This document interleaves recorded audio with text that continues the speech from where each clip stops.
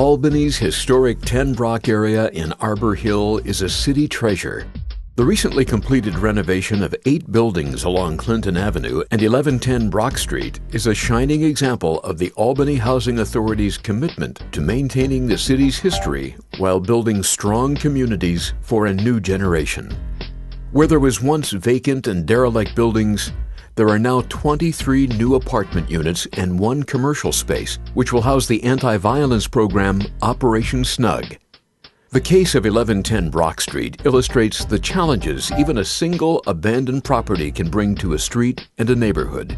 This building sat vacant for a really long time, and some of the neighbors, especially the neighbors, these are all homeowners over here, and one of the neighbors kept coming to me and saying, that building is really deteriorating. When you're living on a block in a city in which there are vacant or derelict buildings, if you're raising children, it's a fear that your kids might get into the building and all kinds of hazardous situations could arise. It kind of gets you into a feeling that this neighborhood is suffering from the economic downturn and the things that come with that.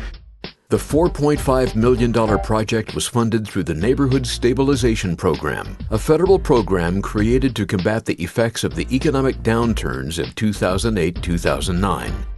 In addition to federal support, the City of Albany's Economic Development Team identified and led a coalition of state, local, and private partners to restore the buildings. Our role was from the very beginning securing the properties and the money necessary to get the project done. Federal government brought together money to help bail out the banks, and we were able to acquire property that had been foreclosed by a local bank and use part of the money to pay that bank for those properties, and then use the bulk of the funding in order to rehab them for affordable housing. Finding the right developer and the right team to put it together, we couldn't have found a better choice with Albany Housing Authority and North Star Development, into some of the best historic rehabs we've seen around here in a long time.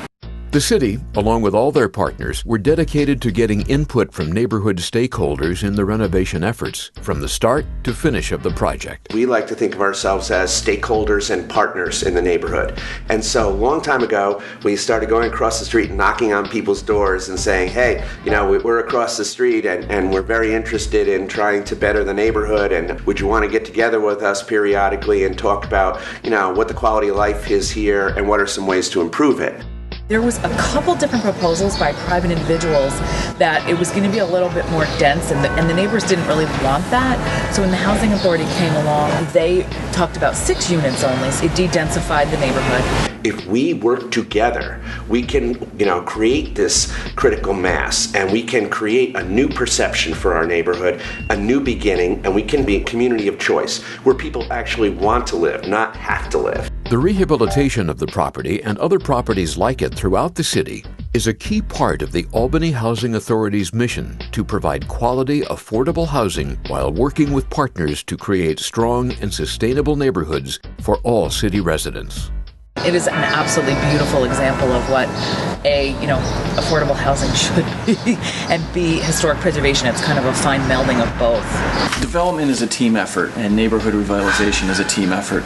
And over the past 10 or 15 years, we've really honed that down to, if somebody has an idea, they'll pick up the phone, they'll call the other team members, and we'll get something going very quickly. Not one of us can do the work that we do alone. We don't have the resources, and so we really do rely on each one of the team to bring that expertise to the table. Pride and ownership comes from the community because they're there from the beginning. They're there from the planning stage. They meet with us regularly in implementing the plan.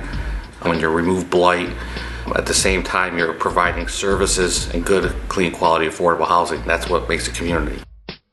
And so by investing in these neighborhoods and having our neighbors get up in the morning and see the big construction crews there, and then followed by new sidewalks and the city coming in and putting in new streets, it has an uplifting feeling, I think, that makes people feel good about their neighborhood and helps their self-esteem.